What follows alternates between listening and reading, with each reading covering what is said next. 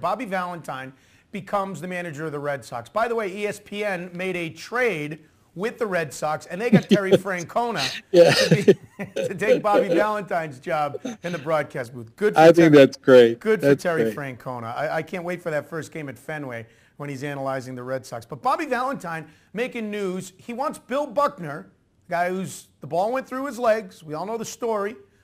In a Red Sox uniform in 1986 in the World Series against the Mets. He wants Bill Buckner to join his coaching staff. Now, one point of interest in this, Bobby Valentine and Bill Buckner were both bonus babies, drafted by the Dodgers in the same year in '68. Their friendship goes back a long, long way. Bill Buckner clearly had a much more storied career and infamous, even with the ball going through his legs, than Bobby Valentine as a player.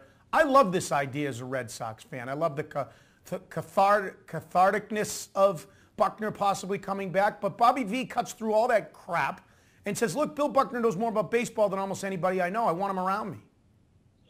You know, if there's any blowback, it'll be 5 minutes, 5 days at the most, and then it's over. Then you move on, and you end up having Billy Buckner. So I think it's a great idea. It's a great move. I think the Red Sox fans will embrace it. Will there be some issue? You know, clearly for a very brief amount of time.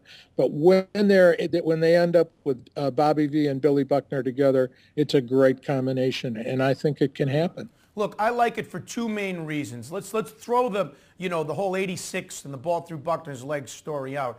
I was a young reporter and producer when Buckner was with the Red Sox, and I interviewed him many times. He's a thoughtful guy. He's lived his life around baseball. The fact that the ball went through his legs, it's ridiculous when you think about it. He's a borderline Hall of Famer, and all he's known for is that moment. That's number one. Number two, most successful generals in baseball have a lieutenant by their side. Terry Francona had Brad Mills, on and on and on. Charlie Manuel has his guys in Philly and had him in Cleveland. I think to have Bobby Valentine, I don't know if Buckner would be his bench coach, but to have him there is a good thing.